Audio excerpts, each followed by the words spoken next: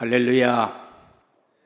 오늘 또 새벽 이슬 같은 은혜가 우리에게 임하기를 주님의 이름으로 축원합니다. 오늘 본문은 잘못 읽으면은 사도 바울은 독신주의자로 살아가고 우리에게도 그렇게 살아가기를 원한다라는 그렇게 비치는 말씀입니다. 2000년 전에 하신 말씀이기 때문에 우리는 하나님의 말씀을 대할 때에 꼭 세 가지 기준을 가지고 대해야 됩니다. 제자방 같은 경우에는 제가 늘 그렇게 말씀을 하는데, 우리가 하나님의 말씀이 3500년 전에 기록된 말씀이고, 또 그 전에 5000년 전, 6000년 전에 하나님의 백성들에게 하신 말씀이기 때문에 우리가 성경 읽을 때에 또 주의 종들이 말씀을 전할 때에 항상 역사적인 배경을 가지고 그 말씀을 대해야 됩니다. 두 번째는 또 문맥을 가지고 그 본문을 해석해야 됩니다. 그렇지 않으면은 이단들처럼 한 문장만 가지고 말씀을 전하다 보면은 전체 하나님의 뜻이 왜곡되어서 잘못되는 일들이 있기 때문에 그렇습니다. 세 번째는 구속사 중심으로 본문을 해석하고 그러면서 하나님의 뜻을 발견해야 됩니다.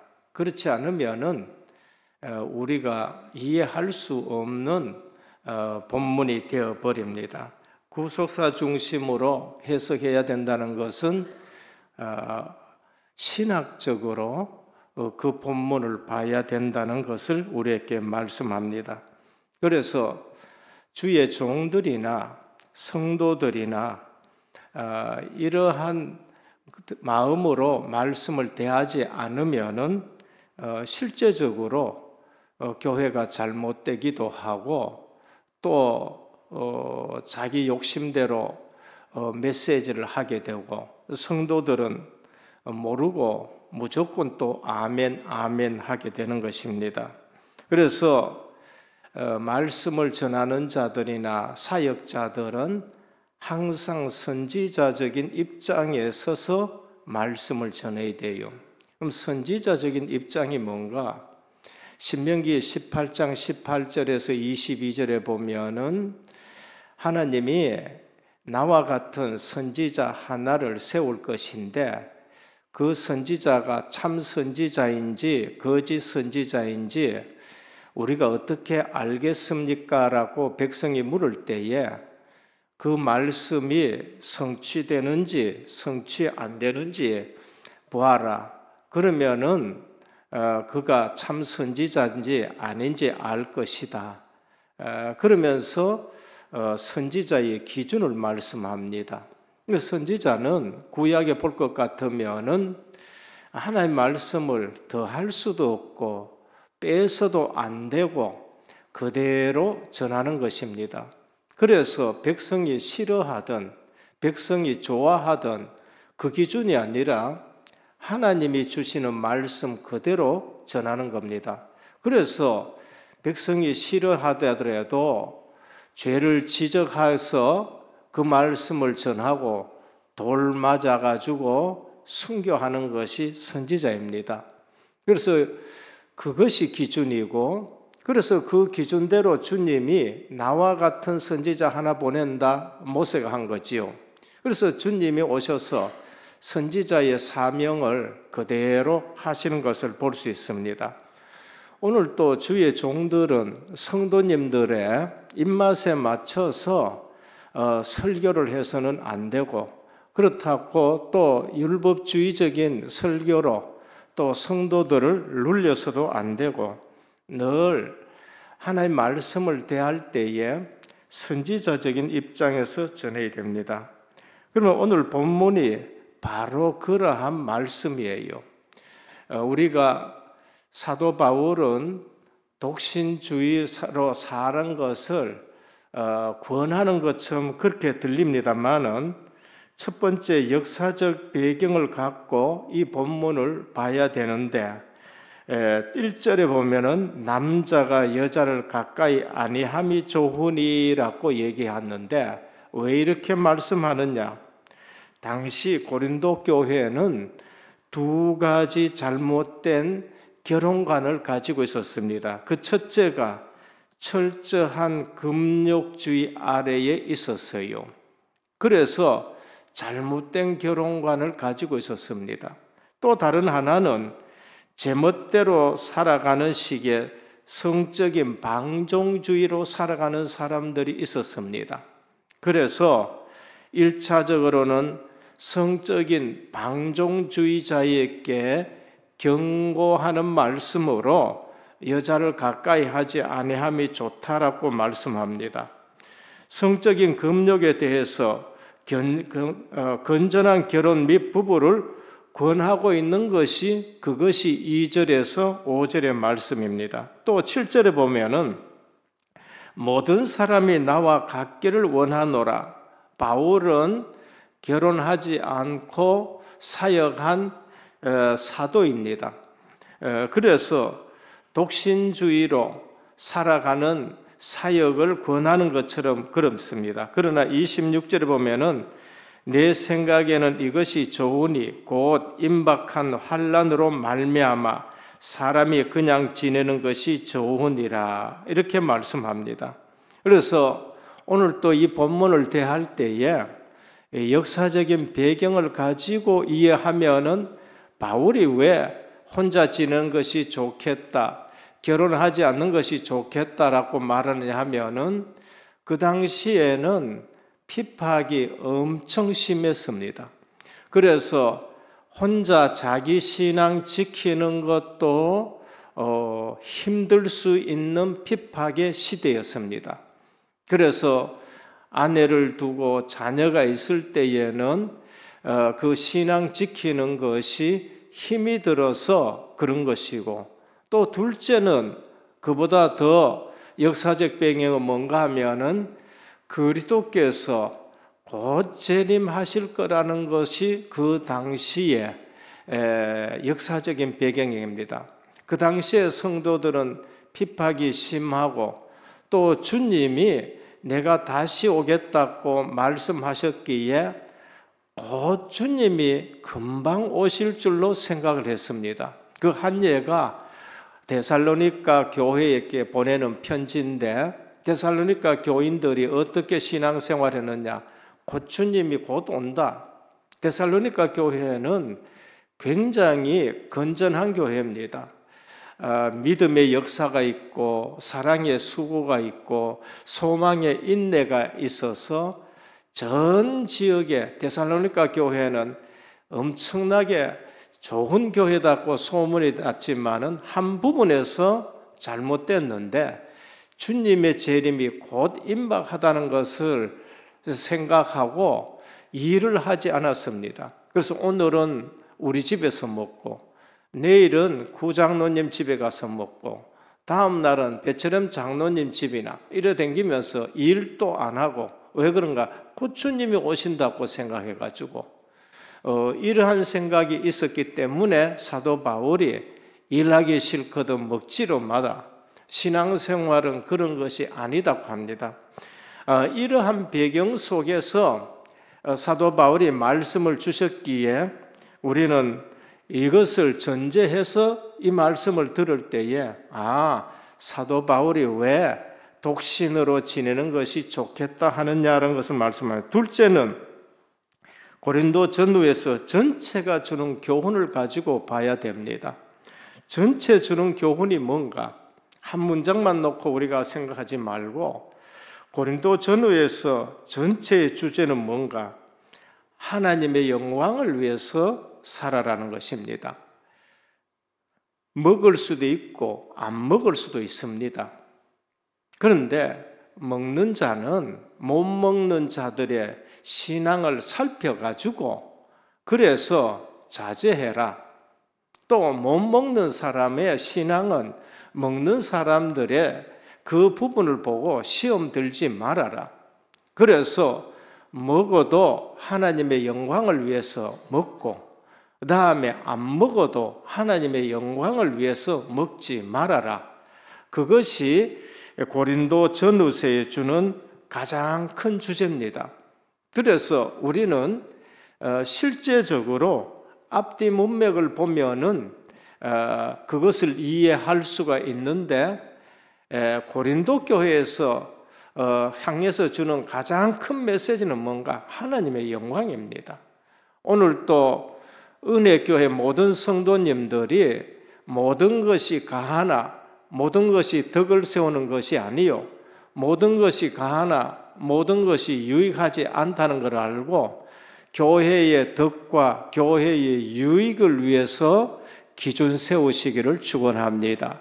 그래서 먹어도 주를 위해서 먹고 먹지 않아도 주를 위해서 먹지 말고 하나님의 영광을 위해서 하라. 그게 고린도전서 10장 31절인 것입니다. 그래서 결혼을 하더라도 하나님의 영광을 위해서 결혼을 하고 결혼하지 않는 자는 하나님의 영광을 위해서 결혼하지 않으면 된다. 그 말씀입니다. 셋째는 하나님 나라의 구속사의 측면에서 보면은 결혼을 할 때에는 성경 전체에서 의미는 뭐를 의미하느냐? 언약적인 결혼을 하라. 하나님의 나라의 기업을 위해서 결혼을 해야 된다. 그것을 우리에게 말씀하는 것입니다. 오늘 또 중요한 말씀을 드렸습니다. 성경을 볼 때에 내 기준에 좋은 것만 붙들고 살지 말고 하나님의 말씀을 볼 때에 그 당시에 왜 이 말씀을 하였느냐 역사적인 배경을 가지고 그리고 성경 전체에 흐르는 문맥에 하나님이 주시는 그 비밀이 뭔가 그것 가지고 해석을 하시고 구속사적인 측면에서 우리가 본문을 볼 수 있는 은혜교회 성도님 되기를 축원합니다. 첫 번째입니다. 그러면은 성경에서 말하는 결혼관입니다. 사도 바울이 오늘 결혼에 대해서 말씀했는데 그리스도인의 올바른 결혼관은 뭔가? 결혼 자체를 행복의 목적으로 삼아서는 안 되는 것입니다. 이것이 세상 사람들이 빠지는 함정입니다. 세상 사람들은 결혼이 행복의 목적으로 삼고 결혼합니다. 그래서 여러 가지 모든 것을 거기에 맞춰서 지위나 명예나 돈이나 그러면서 건강이나 전부를 결혼이 행복의 목적인 줄 알고 맞춰서 살아갑니다. 사도 바울은 그렇지 않았었습니다. 사도 바울은 결혼하지 않아도 늘 기쁘게 살았어요. 빌립보서에 보면 항상 기뻐해라. 내가 다시 말하노니 기뻐해라. 데살로니가전서 5장 16절에 보면 항상 기뻐해라. 이것이 그리스도 예수 안에서 너희를 향하신 뜻이니라 했습니다.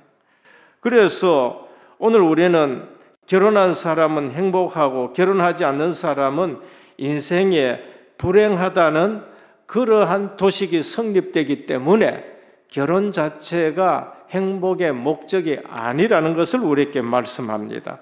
그래서 독신의 은사를 받고 주의 일을 위해 살아가는 분들이 많이 있었습니다. 기독교인 중에서도 또 잘못된 결혼관을 가지고 그것이 행복인 줄 알고 그 기준 놓고 세상 기준 놓고 결혼해서 실패하고 불행한 사람들이 너무나 많습니다. 우리가 알아야 될 것은 결혼 자체가 인생 행복의 목적이 아니라는 것입니다. 그러나 결혼은 하나님의 영광을 위해서 우리가 결혼하고 하지 않아도 하나님이 주신 나의 은사가 뭔가 알면 되는 것입니다. 이 말은 결혼하지 말라는 말이 아닙니다. 언약을 이루는 결혼을 하시기 바랍니다. 대표적인 예가 누군가 아브라함이 이삭을 결혼시킬 때입니다. 너는 이 가나안 땅에 여성을 가지고 결혼하지 말고 누구를 택하느냐? 저 셈족이 있는 곳에 가가지고 여자를 취해서 그러면서 결혼을 시키라라고 엘리에셀 종에게 말하고 엘리에셀이 가서 기도하면서 셈족에서 처녀를 구해서 결혼을 시킵니다. 이건 뭐를 말하느냐? 언약을 이루는 결혼인 것입니다. 아무나 하고 결혼하는 것이 아니고 우리 결혼은 하나님 나라의 기업을 이어가고 언약을 이어받고 언약을 전달하는 결혼이라는 것을 우리에게 말씀합니다. 왜 셈족이냐? 노아가 방주에서 나와서 그 다음에 실수하고 나서 허물 덮어주는 아들을 보면서 셈의 하나님 여호와를 찬송할지라 그랬어요. 그 말은 셈의 후손 중에서 그리스도가 오신다는 예언입니다. 야벳은 셈의 장막에서 창대하리라. 야벳의 후손들은 나중에 게르만 민족 이런 사람들이 기독교 문명으로 내려와 가지고 오늘날 유럽에 되어서 크게 부흥한 것처럼 그 예언이에요. 함의 후손 가나안은 저주를 받을지라. 복음 아닌 생활 때문에 함의 후손들이 엄청 저주를 받았거든요. 그래서 아브라함은 그 언약을 이루어 갈 수 있는 셈의 후손 중에서 일부러 그 먼 곳까지 가서 이삭의 아내를 구하는 것입니다. 그리스도인들은 결혼을 통해서 하나님의 뜻을 더욱 이룰 수 있게 살아가야 되는 것입니다. 어떤 분들은 결혼하지 않고 더 하나님의 뜻대로 사명을 감당할 수 있다면 그렇게 살아가는 거지요. 그래서 우리 시대에 저들이 자랄 때 보면 여전도사님들은 그렇게 또 살아간 것을 볼 수 있습니다. 허전도사 결혼하지 말라는 말이 아니고요. 이처럼 우리는 하든 안 하든 남을 판단하지 말고 정말로 하나님 앞에서 언약을 이루는 가정이 되어야 된다고 말씀합니다. 결혼해서 두 부부가 힘을 합해서 하나님의 사업을 더 열심히 섬긴 사람들이 있어요. 그게 브리스가 부부입니다. 그러나 또 하지 않고도 하나님의 일을 위해서 열심히 산 분이 있습니다. 그게 루디아인 것입니다. 오늘 본문에서 지적하는 것처럼 결혼하지 않을 때 남모르게 간음을 하고 음행을 함으로 우리 마음과 몸을 더럽히는 가능성이 있다면 결혼하라고 권면을 하는 것입니다. 그래서 그리스도인은 결혼을 하든지 결혼을 하지 않고 독신으로 사든지 어느 편을 택하든지 하나님의 영광을 위해서 살아라는 것을 말씀합니다. 전체의 고린도전후서의 주제는 뭔가 10장 31절입니다. 먹든지 마시든지 무엇을 하든지 하나님의 영광을 위해서 하라는 것입니다. 오늘 또 교회 공동체 속에서 비단 결혼뿐만이 아니라 여러 가지를 놓고 너는 왜 이렇게 하느냐? 나는 이렇게 하는데 이런 기준을 모두 내려놓고 먹든지 마시든지 하나님의 영광을 위해서 살아가는 은혜교회 되시기를 주님의 이름으로 축원합니다. 그래서 원래 결혼은 하나님의 제정하신 신성한 것이에요. 하나님은 원래 결혼을 하는 것을 하나의 제도로 세워놨습니다. 그래서 창세기 1장 27절 28절에 보면 복을 주시고 2장 20절에서 24절에 보면은 처음부터 결혼 제도를 만드시고 그러면서 그 부모를 떠나 아내와 합하여 한 몸을 이루는 것이라고 주님이 그렇게 말씀하셨습니다. 아담이 홀로 독처하는 것이 좋지 아니해서 하나님이 갈빗대를 가지고 여자를 만들어서 아담에게 돕는 배필로 하나님이 보내주신 것입니다. 그래서 오늘 또 우리는 부패한 죄성을 가졌기 때문에 결혼이 그렇게 또 너무 환상적으로 아름답다고 생각하지도 말고, 그리고 또 너무 또 결혼해가지고 너무 어렵다 그렇게도 생각하지 말고 지나친 환상도 깨어버려야 되고 너무 부정적인 것도 버려야 되고, 뭐를 하셔야 되느냐? 언약의 가정을 이루시길 바랍니다. 그래서 언약을 전달받고 언약을 전달하는 장막이 되셔야 돼요. 아브라함의 장막에는 뭐가 있었지요? 피 흘리는 피 언약이 전달되는 장막이 된 거예요. 우리 결혼해서 한 가정을 이룬 것은 하나님이 생육하고 번성하고 땅에 충만하고 땅을 정복하고 다스리라는 그러한 언약이 있는 가정인 것입니다. 그래서 하나님의 영광을 위해서 살아야 하고 하나님의 절대 계획을 믿고 가정을 든든히 세우셔야 됩니다. 둘째, 그리스도인의 성공적인 가정생활입니다. 그리스도인의 성공적인 가정생활은 의무도 있고 권리도 있는 것입니다. 어떤 분들은 가정생활에 권리만 찾아요. 그래서 시끄러운 겁니다. 우리는 가정생활에 내가 권리도 있으면은 의무도 있다는 것을 알아야 되는 것입니다. 서로 간에 사랑의 의무를 다해야 된다. 그게 3절, 4절입니다. 우리는 아내나 남편의 영혼에 대한 책임과 의무가 있습니다. 영혼에 대한, 그리고 숭고한 그러한 사랑의 의무와 책임도 있습니다. 그거를 플라토닉 러브라고 말하고 전자는 아가페 러브라고 말합니다. 그리고 육신적으로도 권리가 있고 의무가 있어요. 그걸 에로틱한 사랑이라고 말합니다. 그래서 오늘 또 3절에 보면 남편은 그 아내에 대한 의무를 다하고 아내도 그 남편에게 그렇게 할지라. 4절에 아내는 자기 몸을 주장하지 못하고 오직 그 남편이 하며 남편도 그와 같이 자기 몸을 주장하지 못하고 오직 그 아내가 하나니. 5절입니다. 서로 분방하지 말라. 다만 기도할 틈을 얻기 위하여 합의상 얼마 동안은 하되 다시 합하라. 이제 너희가 절제 못함으로 말미암아 사탄이 너희를 시험하지 못하게 하려 함이라고 말씀하셨습니다. 오늘 우리 결혼 생활에 중요한 것은 실제적으로 내 의무도 있고 권리도 있는데 그 두 가지를 다 병행하라고 그렇게 말씀합니다.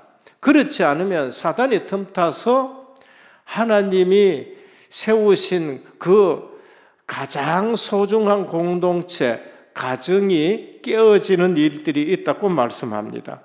이 말씀은 전적으로 부부간의 성생활에 대한 언급입니다만은 우리는 한 차원 더 높게 뭐를 생각합니까? 복음 안에서 서로의 영혼에 대한 신앙적인 책임과 의무가 있다는 걸 알아야 돼요.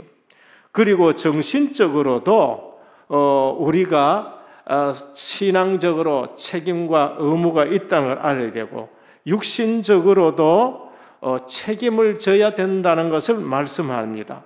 이 말씀은 기독교에는 금욕주의가 아닙니다. 그래서 하나님께서 우리에게 주신 그러한 생육하고 번성하고 땅에 충만하고 땅을 정복하고 다스리라는 하나님의 나라의 기업의 축복이 여기에 담겨 있는 겁니다. 육신적인 사랑을 통해 하나님의 기업을 이루는 것이고 또 그렇다고 기독교는 쾌락주의가 아니기 때문에 합의상 분방을 하면서 기도 생활도 게을리 하지 말아라는 것을 말씀합니다. 돕는 배필로서 의무를 다하라는 것입니다. 그래서 주장한 권리가 있습니다. 남편의 부족함을 채워줘야 되는 의무가 있는가 하면은 남편이 아내에게 원하는 권리도 있고 아내도 마찬가지입니다. 그래서 자란 환경, 배경, 고집 부리지 말고 다 내려놓고 하나님의 영광을 위해서 살아갑니다. 그래서 사랑하고 보호해주는 대상이 아내인 것이에요. 그리고 아내는 남편의 말을 순종하고 남편이 머리요, 아내는 순종해야 되는 것이고 그 남편은 누구에게 또 순종해야 되느냐? 머리 대신 그렇게 순종해야 되는 것을 우리에게 말씀하는 것입니다. 에베소 5장 25절에 28절입니다. 아내들이여 자기 남편에게 복종하기를 주께 하듯 하라. 이는 남편이 아내의 머리됨이 그리스도께서 교회의 머리됨과 같음이니 그가 바로 몸의 구주시라고 말씀합니다. 그러므로 교회가 그렇게 하듯 아내들도 범사에 자기 남편에게 복종할지라. 25절입니다. 남편들아 아내 사랑하기를 그리스도께서 교회를 사랑하시고 그 교회를 위하여 자기를 주신 것 같이 하라. 이와 같이 남편들도 자기 아내 사랑하기를 자기 자신과 같이 할지니 자기 아내를 사랑하는 자는 자기를 사랑하는 것이니라 그랬습니다. 그래서 아내는 남편에게 순종해야 되고 그리고 남편은 아내를 자기 몸같이 사랑해야 된다. 이것이 권리요 의무이요. 그러면서 그리스도가 교회를 사랑하는 같이 사랑하라고 말씀합니다. 그래서 아내를 사랑하지 않는 사람은 자기를 사랑하지 않는 사람이에요. 아내를 사랑하지 않는 사람은 교회를 사랑하지 않는 사람입니다. 그래서 남편을 존경하지 않는 사람은 그리스도를 존경하지 않는 사람이고 목회자를 존경하지 않는 사람인 것입니다. 그래서 오늘 또 그러면은 사랑이 뭔가라고 했었을 때에 고린도전서 13장을 한번 읽어보시길 바랍니다. 사랑은 오래 참고 사랑은 온유하며 시기하지 아니하며 사랑은 자랑하지 아니하며 교만하지 아니하며 무례히 행치 아니하며 그러면서 자기의 욕심을 구하지 아니하며 그러면서 썩내지 아니하며 이처럼 우리가 오래 참는 거 그게 사랑이에요. 온유한 거 사랑이에요. 시기하지 않는 거 그게 사랑이고 그래서 사랑을 한번 깊이 묵상하는 13장을 묵상해 보시길 바랍니다.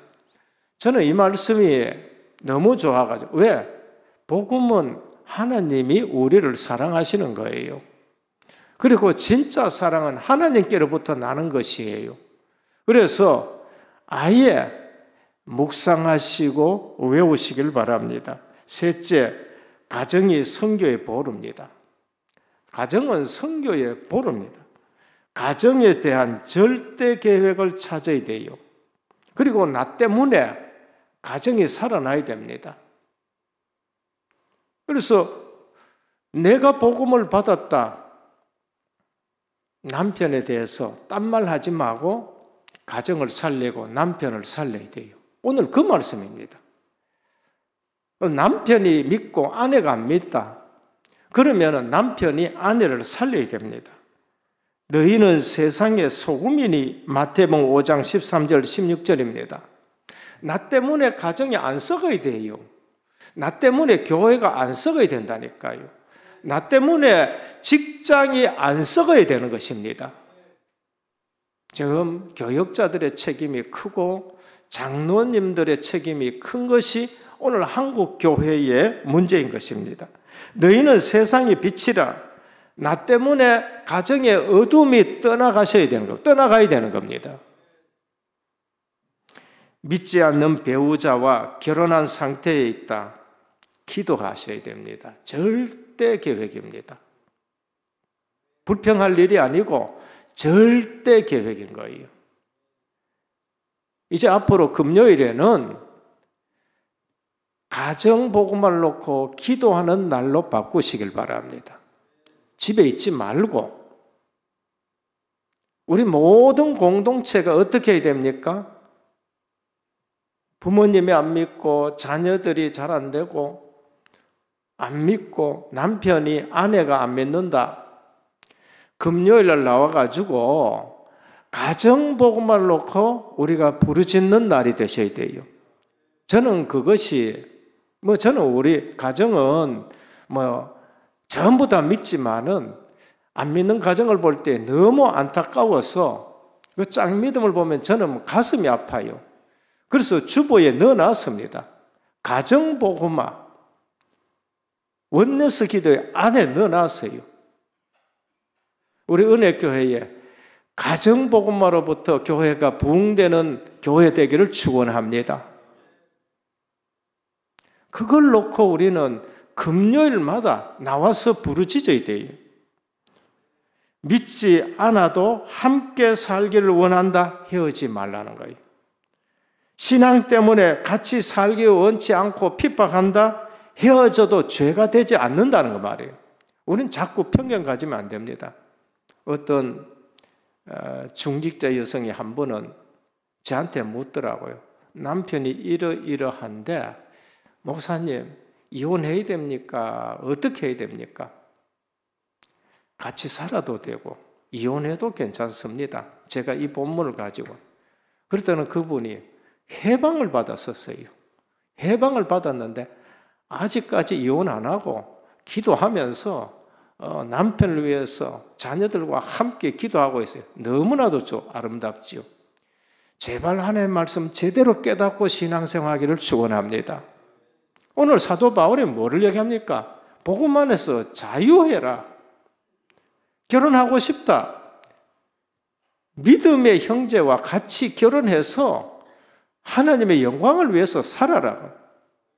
혼자서 하는 것도 보고 편견 가지고 그렇게 보지 말고 우리 공동체 안에는 편견을 전부 다 깨뜨리고 하나님의 영광을 위해서 잘 살 수 있도록 해요. 처녀로 살다 오직 주님만 바라봐라.